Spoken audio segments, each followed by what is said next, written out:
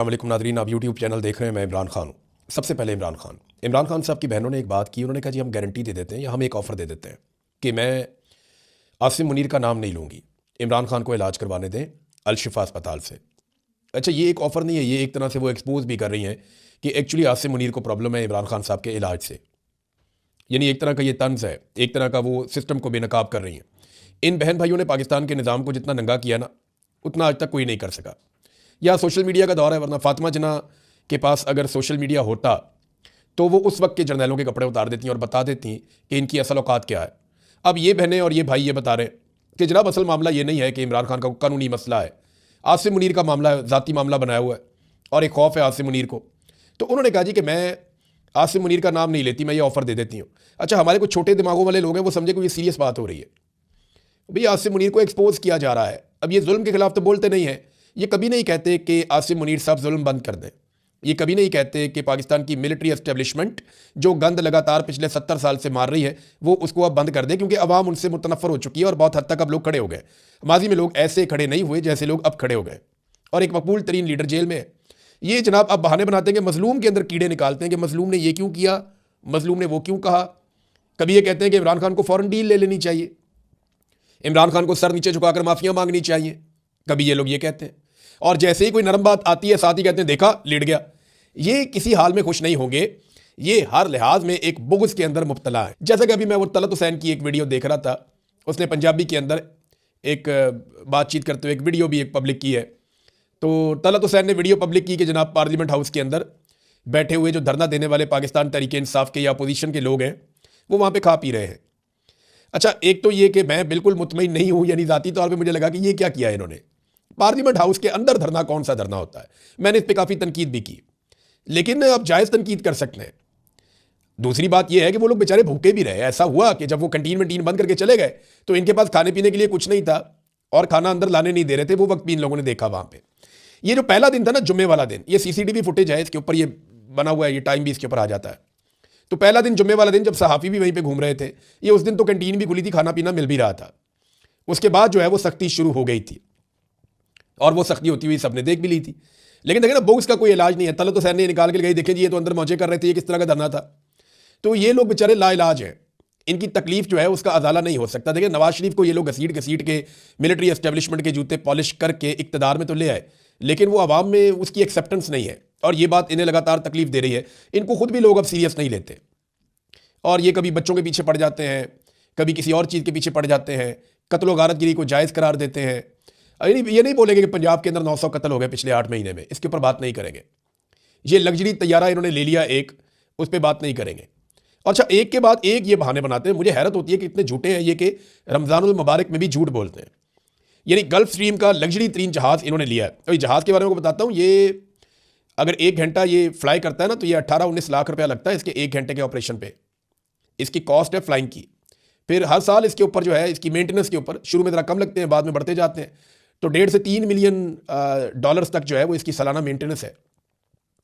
ये इतना महंगा तैयारा हमने ले लिया, जितने की हमने पूरी एयरलाइन बेची है ना PIA, उससे कम पैसों में हमने ये तैयारा ले लिया।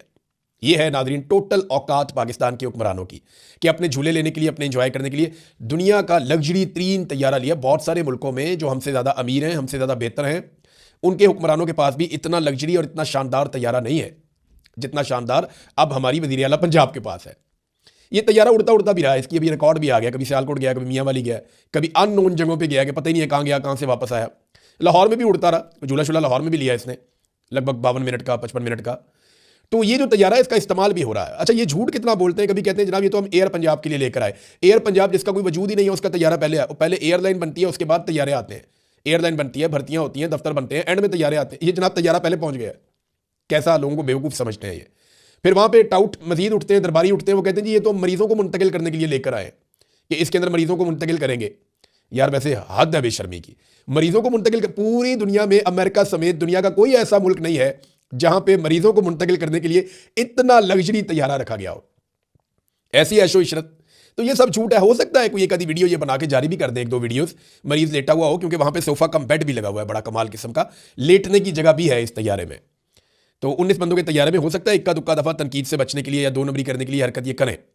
बहरहाल आसिम मुनीर के ऊपर ये एक तरह का दबाव है कि ठीक है यार, आपका नाम नहीं लेते, आप इमरान खान का इलाज तो करवाएं। अब इमरान खान की बहनें कहती हैं कि अगर इमरान खान को जमानत मिल जाती है तो हम उनको सीधा अस्पताल लेकर जाएंगे, अलशिफा अस्पताल लेकर जाएंगे अगर जमानत मंजूर हो जाती है। और ये डोगर साहब तो केस ही नहीं लगा रहे इमरान खान साहब का।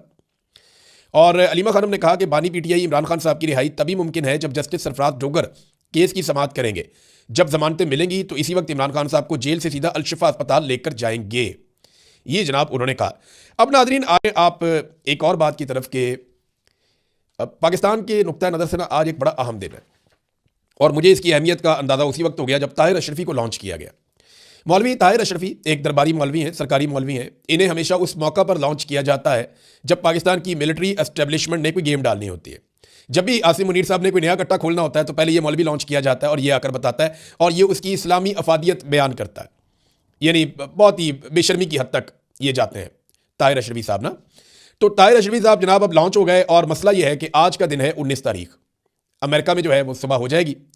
और ये जो दिन अमेरिका के पाकिस्तान में जब दिन गुजरता है तो फिर अमेरिका में दिन शुरू होता है। आप ये वीलॉग रात को सुन रहे हैं तो अब अमेरिका में कार्रवाई हो रही है, तो मैं आपको सुबह वाले वीलॉग में तफसीलात बताऊंगा।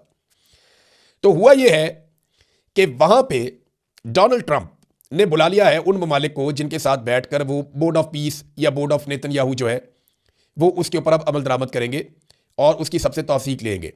अब यहां पे अनाउंस किया जाएगा फौजें कौन कौन सी आ रही हैं। पाकिस्तानी जो गवर्नमेंट है वो कोई ऐसा हल निकालना चाहती है, या पाकिस्तानियों को कम से कम ऐसा यकीन दिलाना चाहती है कि हमारी फौज गजा में जा तो जरूर रही है, लेकिन ये कौम को बावर करवाना चाहते हैं कि ये फौज गजा में लड़ने के लिए नहीं जा रही, ये कोई सिक्योरिटी की ड्यूटी करने के लिए जा रही है। किसी इमारत की सिक्योरिटी कर ली, किसी बंदे की सिक्योरिटी कर ली, किसी और फर्द की सिक्योरिटी कर ली, किसी प्रोजेक्ट की सिक्योरिटी कर ली, कोई बफर जोन बनाएगा इसराइल अपने और फलस्तीनियों के बीच में, उस बफर जोन के अंदर ड्यूटी कर ली। तो इस किस्म की ड्यूटियां, यानी कोई ऑपरेशनल ड्यूटी ये वहां पे करना नहीं चाह रही, ये कौम को ये बताएंगे। लेकिन देखें ये बात मानेगा कोई नहीं, क्योंकि ये गजा स्टेबलाइजेशन फोर्स है। इसके अंदर जितने ममालिक होंगे ना, ये फोर्स जो भी काम करेगी उसका बर्डन उन तमाम ममालिक पर आएगा, और यही अमेरिका का फॉर्मूला है। डोनाल्ड ट्रंप ने बड़ा स्मार्ट मूव किया है। वो सारा बर्डन जो अकेले नेतन्याहू के ऊपर आता था, वो बर्डन डोनाल्ड ट्रंप ने शिफ्ट कर दिया बहुत सारे मुसलमान मुल्कों पर जो बोर्ड ऑफ पीस का हिस्सा है। और अब जो फौजें आएंगी, लड़ाई का बर्डन उन सबके ऊपर शिफ्ट हो जाएगा। देखिए ना, चेन ऑफ कमांड तो एक ही है। पाकिस्तान की फौज कोई भी कार्रवाई करती है, यानी एयरफोर्स ने तैयारी गिराए तो आसिम मुनीर ने भी उसका क्रेडिट लिया, पूरे पाकिस्तान ने उसका क्रेडिट लिया, पूरी फौज ने लिया। तो इसी तरह अगर किसी जगह पे एक फौजी अच्छा काम करता है या बुरा काम करता है, उसका इंपैक्ट पूरी फौज के ऊपर आता है। तो ये जो फौज वहां पे जा रही है मुख्तलिफ ममालिक की, ये जो भी करेगी इसका इंपैक्ट सारे ममालिक के ऊपर आएगा। अब देखें ना, ये डोनाल्ड ट्रंप साफ कह रहे हैं कि सवाल ही पैदा नहीं होता कि हमास वहां पर रह पाए। हम हमास को जड़ से उखाड़ फेंकेंगे, हमास को गैर मुसल्लह करेंगे, उन्हें हम वार्निंग दे रहे हैं। और ये काम अगर हमास खुद नहीं करेगी तो वो मुसलमान ममालिक जो अपनी फौज दे रहे हैं उनके फौजी यहां पे आकर ये काम करेंगे।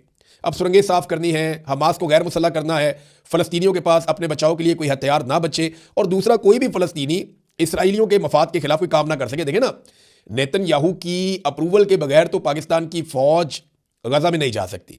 और ये पहला तारीखी मौका है जब पाकिस्तान का वज़ीर आज़म नेतन्याहू के साथ एक स्टेज शेयर करने जा रहा है, यानी मिलकर बैठ रहे हैं पाकिस्तान और इसराइल। ये आज पहला मौका है, और ये तुर्रा इम्तियाज़ शहबाज शरीफ साहब को है, फील्ड मार्शल आसिम मुनीर साहब को है कि उन्होंने ये दिन दिखाया इस कौम को कि इस वक्त की जो मौजूदा तारीख है इसका सबसे बड़ा जंगी मुजरिम, जिसे बहुत सारे यूरोपीय ममालिक अपने मुल्क में दाखिल नहीं होने देते, एक ऐसा शख्स जिसके ऊपर आलमी सतह पे केसेस चल रहे हैं और सबसे बड़ा जंगी जराइम का मुर्तकिब करार दिया जाता है नेतन्याहू, उसके साथ शहबाज शरीफ जाकर बैठ रहे हैं। बहुत बड़ा हौसला चाहिए, बहुत बड़ा दिल चाहिए। तो शहबाज शरीफ साहब ने यह काम किया है, और इमरान खान की बहन ने एक्सपोज करते हुए उन्हें यह कहा कि जनाब ठीक है, आपका नाम नहीं लेते, आप मेरे भाई का इलाज करवाने दें।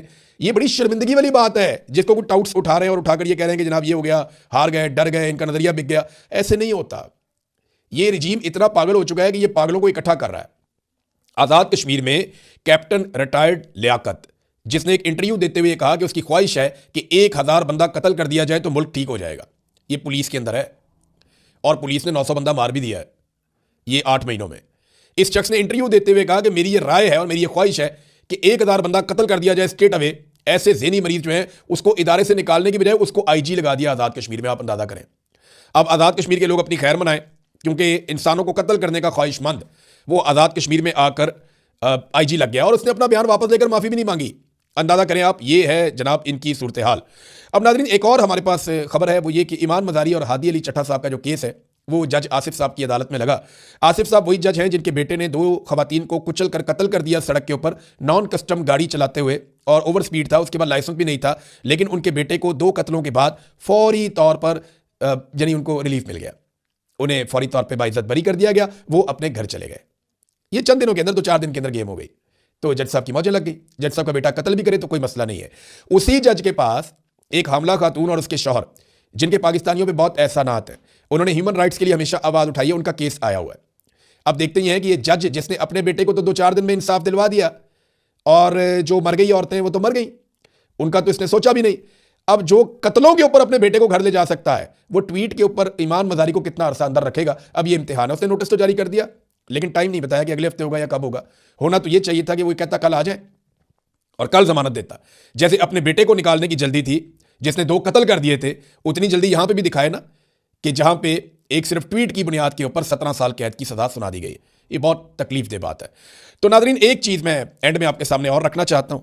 ये गंडापुर साहब जो है वो सारों के ऊपर ही हमलावर है। कभी इसके ऊपर हमला, कभी इसके ऊपर हमला, कभी इसको ये कह दिया, उसको वो कह दिया।